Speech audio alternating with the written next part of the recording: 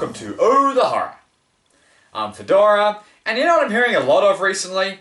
People going on and on about how bad the new Beauty and the Beast movie is going to be. I mean, come on guys, this is Disney. Every time they remake one of their classic animated movies into live action, it always turns out...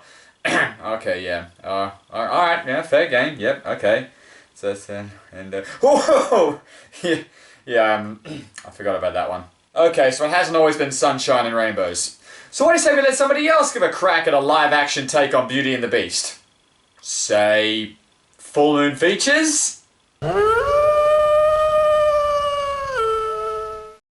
for this, the final edition of the Full Moonathon, let's take a look at their second ever full-length feature. Meridian, Kiss of the Beast. So this movie starts on some shot of Zool's dopey brother, Charlie I guess, before we cut to Aladdin finding his way out of the Cave of Wonders. Well, there's your first problem, Charles Band. You're ripping off the wrong Disney movie. 2 years before it was released. Jesus Christ, even the circus performers are joining the anti-Trump strikes and protests. Are we going to see a couple of clowns run out next hitting each other with "Not My President" signs? Well, your guess is as good as mine. So let's go over to this church in Italy and see if the Lord knows what's going on. Padre, Dimmi figliolo. la signora ha detto che questo deve essere dedicato al Signore. Now boy, how many times have I told you God is not here to level up your Pokemon for you? Actually, the kid has brought over some old painting that the local priest doesn't see a whole lot of worth in, but luckily, Italian Tim Winnicott is here to appraise it, and it turns out it's actually very valuable. And thus, the moral of the Beauty and the Beast story of never judging by appearances is learned. And pretty quickly, too. Geez, my reviews have been getting shorter. Myself, though, I'm not quite as interested in the painting as I am in why the priest seems to be filming an episode of Tales from the Crypt in his back room. The town historians come together in an effort to restore the painting, and it's here we meet our side character at best, Gina, an artist who's begrudgingly roped into the restoration, which seems to mess up her weekend plans. She's just returned to Italy. She's my best friend, I promised her. We're gonna stay up late, eat ice cream, and talk about that really dull asshole who turned her into a vampire. Her boss gives her the too bad face, and she gets right to work, and bam! Best restoration ever. Hey, she even added a car into it to give it that little extra modern touch. The friend she's meeting up with is our actual heroine named Catherine, and all you need to know about her is she owns a castle. The two have at least one day to enjoy Italy together before Gina needs to finish her work, and what luck! The circus workers have been rounded up and put back to work. On a much decreased wage, I hope. So the two head off to see the show, and on the way, Catherine tells Gina of some local folklore. Well, one of the stories is that back in the 1500s, a wizard created the castle out of a mountain. And then he turned his enemies into stone and put them here. Well, if that's the case, what were these two doing before that happened? By the time they reach the circus, all that's left on stage is a belly dancer, one half of Siegfried and Roy, and Phil Fondacaro. I guess now we know what his cameo role was in Evil Bong. Hey, there's an idea for a show in a hurry. Shove everybody on stage at once, it'll be over in 10 minutes. During the show, it seems the girls have really caught the eye of Dr. Doom here, who picks them out of the crowd to be volunteers for the magician's next trick. Don't worry, I've done this many times before, and it almost always works.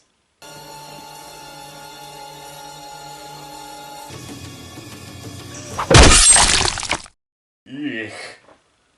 Okay, now what does I make of myself disappear? One way to Mexico, please. After the show, the girls pop around back to invite all the performers around to Catherine's castle for a night of good food, good drink, and... date rape?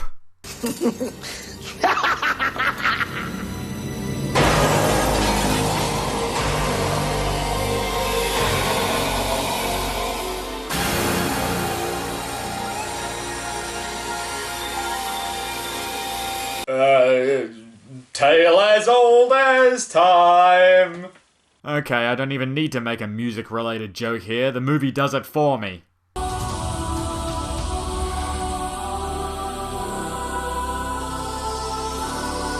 You're right, Meridian Kiss of the Beast. A romantic soundtrack is just the tone we need to set for this rape scene. But I guess the magician finished a little too early. So while he goes off to cry to a hotline, he lets Dr. Doom go next, who happens to be his identical twin brother. Hold on.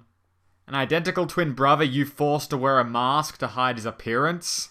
Bro, I don't really want to wear the mask anymore. Wear it until you love it! Okay, I'm sorry. This very uncomfortable scene is going on for a while. So much that the twin brother has actually grown a bit of a beard. What the fuck? Last time I saw this much hair during a sex scene, it featured Ron Jeremy.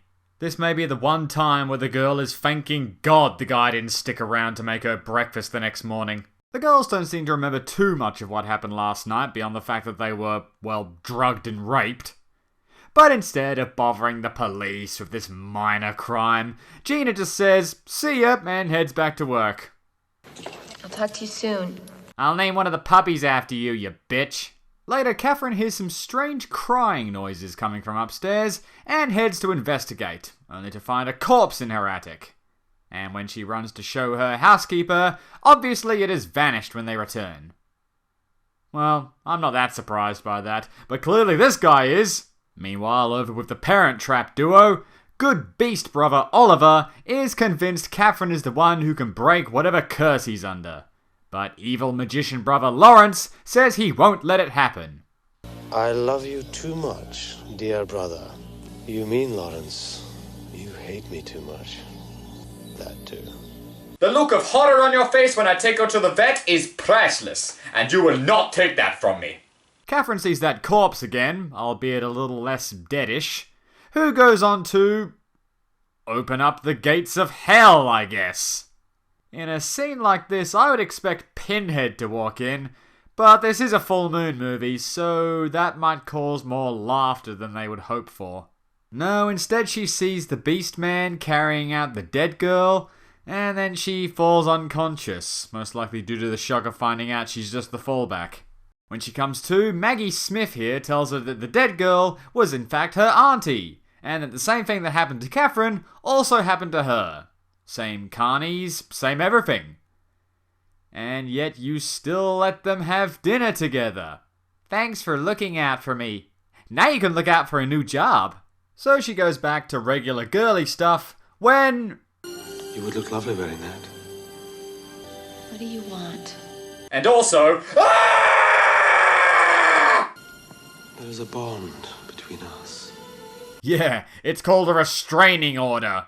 Just before Lawrence can reenact 50 Shades of Fur, Chewbacca appears and rescues her, leaving her to think, maybe this Harry and the Hendersons looking motherfucker who killed my aunt and raped me isn't such a bad guy. Yes, he is! And stop looking so mesmerized and nonchalant about everything. Call the police! Anyway, what's Gina been up to all this time? Still working on that painting? Turns out the portrait from hundreds of years ago is actually depicting events that are only just happening. So we got monsters, ghosts, sex, time travel, add all these things together, and you get a pretty boring movie. And also, it turns out that Oliver's curse also makes him and his brother immortal, and that he can only die at the hand of one who loves him, which will end said curse. But I guess a victim of Stockholm Syndrome works just as well, huh?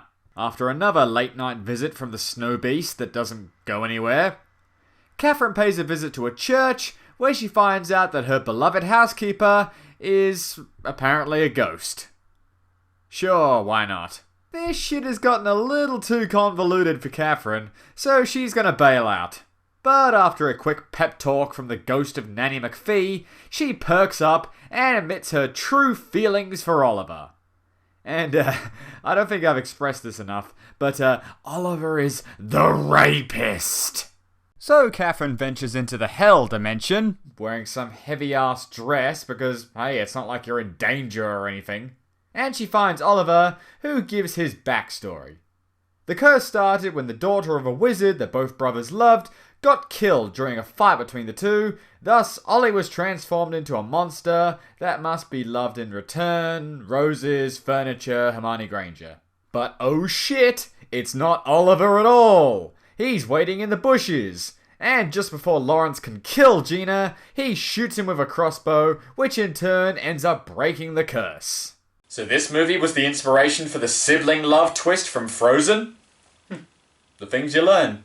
So with Ollie in human form permanently now, this movie comes to an end with him and Catherine going into that big mouth to live happily ever after with the rest of the carnies. Oh, by the way, did I mention that he raped her? And that was Meridian, Kiss of the Beast. I'm sorry, I cannot look past the ugly situation that led into this romance, and I doubt I'm alone in that instance. Ignoring that though, this movie is very visually appealing. The Beast makeup and costume look really convincing, I like the setting, and it does have a mysterious gothic feel to it that suits this erotic retelling of the fairy tale quite well. My only major complaint, apart from the rape, is that despite all the cool things crammed into it, there was way too much dialogue and people just talking about doing things, plus a lot of unnecessary stuff like Gina and the painting subplot that dragged it out even more.